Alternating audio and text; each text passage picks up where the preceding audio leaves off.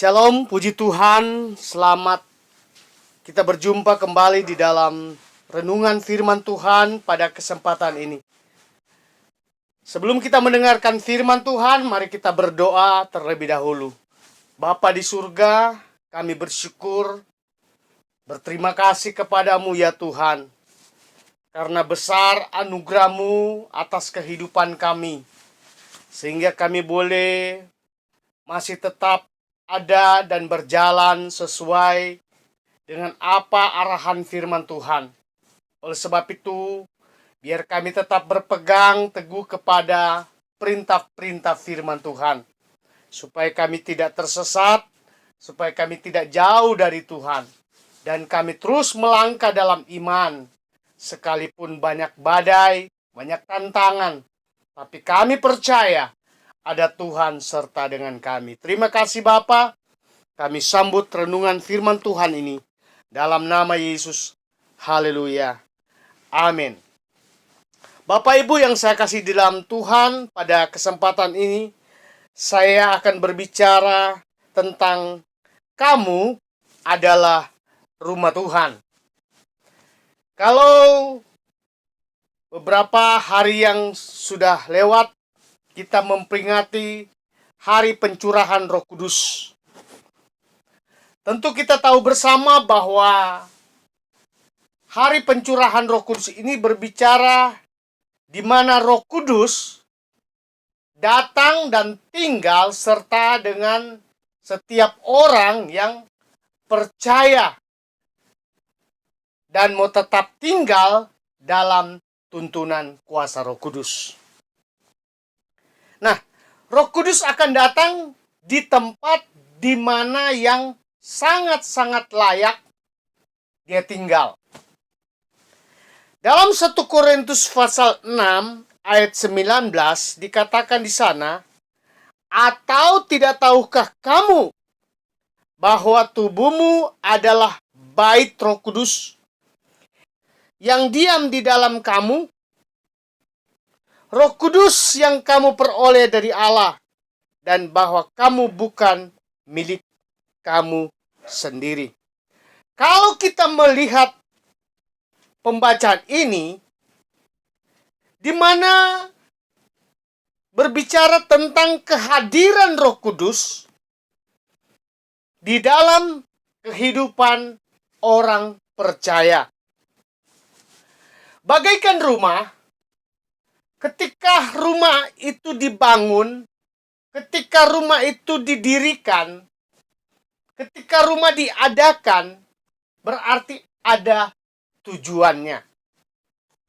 Ada tujuannya membangun sebuah tempat yang di mana kita inginkan untuk membangunnya. Dan ketika kita membangun, jangan biarkan bangunan itu kosong. Jangan biarkan bangunan itu kotor. Jangan biarkan bangunan itu belatakan. Mari, kalau kita membangun sebuah tempat yang digambarkan rumah, tentu kita harus mengadakan pembersihan, mengadakan perbaikan-perbaikan yang rusak, dan kita mungkin memperindah rumah itu. Karena kalau kita tidak melakukan ini, tentu nampak dari rumah itu jelek, buruk. Nah, saudara-saudara yang kasih di dalam Tuhan, dalam 1 Korintus pasal 6 ayat 19 ini dikatakan, "Atau tidak tahukah kamu bahwa tubuhmu adalah bait Roh Kudus yang diam di dalam kamu?" Nah, setiap orang yang percaya dan beriman kepada Tuhan digambarkan seperti bait Allah atau rumah, ya. Digambarkan seperti rumah. Saya sudah terangkan tadi bahwa rumah itu harus bersih. Rumah itu harus rapi. Nah, dalam kehidupan yang diinginkan Allah bagi kita adalah supaya kehidupan kita digambarkan seperti bait Allah, itu harus bersih, harus rapi, harus seperti yang diinginkan oleh Allah. Kenapa? Karena di dalam rumah itu, atau di dalam bait Allah itu, Tuhan mau tempatkan hal-hal yang kudus, hal-hal yang berkenan, dan apa yang diinginkan Allah. Nah, dalam pembacaan tadi dikatakan bahwa tubuhmu adalah bait Roh Kudus. Kita berbicara Roh Kudus, roh yang dari Allah, roh yang kudus. Tidak ada terkait dengan perkara-perkara duniawi. Tidak terkait dengan perkara-perkara yang tidak kudus. Karena Roh Kudus itu adalah Allah sendiri. Nah, kita ini adalah bait Allah. Dan Allah inginkan bait Allah ini didiami oleh Allah sendiri di dalam Roh Kudus. Allah inginkan di dalam diri kita ini ditempati dengan perkara-perkara yang kudus. Perkara-perkara yang Allah inginkan itu terjadi dalam kehidupan kita. Saudara-saudara yang kasih di dalam Tuhan, kita disebut tadi bait Allah. Ya. Bait Allah di mana Allah tinggal dan mau tinggal tetap dalam hidup kita. Jadi jangan biarkan kehidupan kita terkontaminasi dengan perkara-perkara duniawi. Jangan biarkan pikiran kita terbawa oleh perkara-perkara yang tidak menguntungkan bait Allah itu sendiri. Jangan biarkan kita kotor karena perkara-perkara yang sepele. Perkara-perkara yang membuat kita jauh dari Tuhan. Ini yang Allah inginkan kita sebagai bait Allah. Karena dikatakan Roh Kudus yang diberikan oleh Tuhan Yesus akan diam dalam kita. Dan dikatakan diam serta dengan kita dan diam dan menyertai kita. Menuntun kita. Membawa kita kepada lebih dekat lagi dengan Tuhan. Roh Kudus yang kamu peroleh dari Allah. Artinya Roh Kudus itu akan datang dan tinggal dalam diri kita. Itu semua Allah yang beri. Allah yang tempatkan Roh Kudus dalam kehidupan kita. Dan bahwa kamu bukan milik kamu sendiri. Ini ayat mengatakan bahwa kenapa Roh Kudus harus tinggal dalam diri kita? Karena diri kita bukan milik kita sendiri. Kita harus sadar kita diciptakan oleh Tuhan. Kita dibentuk oleh Tuhan. Sebab itu, sebagai bait Allah, Allah tidak mau kita hidup dalam kerusakan. Allah tidak mau kita hidup dalam kekotoran. Allah tidak mau kehidupan kita jauh daripada pandangan Allah. Karena kalau kita hidup kotor, hidup kita tidak berkenan kepada Tuhan, sudah barang tentu Roh Kudus tidak akan tinggal serta dengan kita. Saudara-saudara yang kasih di dalam Tuhan, mari berbenah diri. Perbaiki yang rusak. Cara berpikir kita. Jangan kita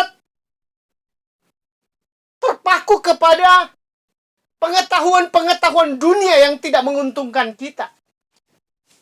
Pengetahuan-pengetahuan dunia yang hanya merusak hubungan kita dengan Tuhan. Saudara,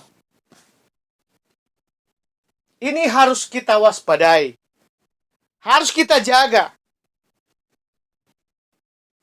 Kalau semua di dalam rumah itu bersih, kalau semua di dalam rumah itu indah, dipandang dari luar indah, dilihat dari dalam itu baik, maka kitalah yang disebut rumah Tuhan. Kitalah yang disebut bait Allah. Tapi kalau tidak, berarti kita rumah iblis. Di mana iblis juga merebut kita, menghancurkan kita, merusak konsep ciptaan Allah. Merusak apa yang Allah sudah perbuat. Saudara, harus kita tahu. Iblis sangat-sangat tidak suka. Iblis sangat-sangat tidak memberikan perbaikan-perbaikan dalam diri kita. Tapi hanya Tuhan yang mau menarik kita, memanggil kita, memilih kita, dan bahkan akan memberikan kedamaian dalam hidup kita. Dalam 1 Korintus pasal 6, ayat 16-18. Atau tidak tahukah kamu bahwa siapa yang mengikatkan dirinya pada perempuan cabul menjadi satu tubuh dengan dia? Sebab demikianlah kata Nats, keduanya akan menjadi satu daging. Tetapi siapa yang mengikatkan dirinya pada Tuhan menjadi satu roh. Pegang baik-baik, menjadi satu roh dengan dia.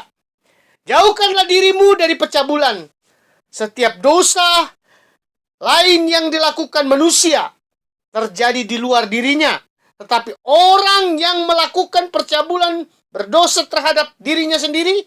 Sebab kamu telah dibeli dan harganya telah lunas dibayar. Karena itu muliakanlah Tuhan, muliakanlah Allah dengan tubuhmu. Kita dikatakan ada roh Allah. Menjadi satu roh dengan Allah. Kalau ada roh Allah dalam diri kita. Dan rumah atau bait Allah ini layak di pemandangan Allah. Kenapa? Karena Alkitab mengatakan sebab kamu telah dibeli dan harganya telah lunas dibayar. Tubuh kita, bait Allah dalam diri kita, dalam hidup kita, benar-benar Allah sudah membereskannya dari semua masalah dosa. Percabulan, ketidakbenaran, ya. Allah sudah bereskan. Karena dikatakan kita satu roh di mana Allah kerjakan di dalam diri kita. Karena itu muliakanlah Allah dengan tubuhmu. Muliakanlah Tuhan dengan keberadaan hidup kita yang sesuai dengan keinginan Allah. Karena banyak orang memuliakan Tuhan tapi hatinya jauh dari Tuhan. Hanya berpikir hal-hal yang jauh dari kebenaran Allah. Orang sekarang terlalu banyak berkonsentrasi kepada hanya memenuhi keinginan, kebutuhan. Tapi lupa bahwa ada Tuhan yang memberikan apa yang menjadi doa dan harapan. Saudara yang kasih di dalam Tuhan, sebagai bait Allah, sebagai rumah Allah, mari bersihkanlah itu. Rapikanlah iman kita. Rapikanlah pengiringan kita kepada Tuhan. Supaya di pandangan Allah hidup kita layak. Di pemandangan Allah hidup kita berkenan kepada Tuhan. Dalam Efesus pasal 4 ayat 30 sampai 32. Dikatakan, dan janganlah kamu mendukakan Roh Kudus Allah yang telah memeteraikan kamu menjelang hari penyelamatan. Segala kepahitan, geram, kemarahan, pertikaian, fitnah, hendaklah dibuang dari antara kamu. Demikian pula segala kejahatan. Tetapi hendaklah kamu ramah seorang terhadap yang lain, penuh kasih mesra, dan saling mengampuni, sebagaimana Allah di dalam Kristus telah mengampuni kamu. Dikatakan tadi, jangan kamu mendukakan Roh Kudus. Jadi kalau kita tidak mengampuni orang lain, kita mendukakan Roh Kudus. Karena Roh Kudus mengajarkan kasih. Kalau kita tidak berdamai dengan orang lain, kita mendukakan Roh Kudus. Karena Roh Kudus mengajarkan tentang perdamaian. Jadi jagalah hati kita. Jagalah perkataan kita. Jagalah sikap hati kita. Karena itu menunjukkan kehidupan baik Allah yang baik kalau kita menjaga dan merapikan terus. Tapi kalau tidak, berarti kita bukan kerja dan melayani roh yang kudus, tapi kita melayani roh kedagingan, roh yang disarankan, diberikan oleh kuasa kegelapan. Mari, tetapkanlah dirimu sebagai rumah Allah yang kudus, berkenan kepada Tuhan, sampai Tuhan Yesus datang kembali. Puji Tuhan, sampai di sana kebenaran firman Tuhan disampaikan. Kiranya kita diberkati oleh Tuhan. Mari kita berdoa. Bapa di surga, kami bersyukur kepadamu karena kesempatan yang indah Tuhan memberikan kepada kami untuk mendengarkan apa yang menjadi pesan Tuhan bagi kami semua. Kami mau belajar sesuai apa yang diperintahkan Tuhan, supaya kami menjadi orang-orang yang berkenan kepada Tuhan, orang-orang yang layak di hadapan Tuhan. Ampuni kami jika ada kesalahan, kelemahan, kekurangan, dan menduakan Tuhan dalam hati kami. Ampuni kami, biar kami tetap mengarahkan hidup kami hanya kepada Tuhan. Berkati seluruh para pendengar kebenaran firman Tuhan di mana saja mereka berada, baik pribadi, rumah tangga, pekerjaan, usaha, pendidikan anak-anak mereka. Tuhan berkati mereka semua dengan kuasa dan kasih karunia Tuhan, supaya nama Tuhan dipermuliakan. Terima kasih Bapa dalam surga. Kami percaya jemaat GPKD Eklesia diberkati oleh Tuhan, ditolong oleh Tuhan, dijaga. Yang sakit jamah dalam nama Yesus, Tuhan sembuhkan. Dalam nama Yesus, Tuhan berikan pemulihan dengan kekuatan Tuhan. Ekonomi, usaha pekerjaan umat-umat Tuhan, Tuhan sendiri yang campur tangan, memberikan kemenangan dalam setiap usaha dan pekerjaan yang dilakukan umat-umat Tuhan, supaya mereka juga boleh bersyukur apa yang Tuhan kerjakan dalam setiap langkah kehidupan mereka. Terima kasih Bapa. Terpuji-pujilah namamu. Di dalam nama Tuhan Yesus Kristus kami sudah berdoa. Haleluya. Amin. Puji Tuhan. Tuhan Yesus memberkati kita semua.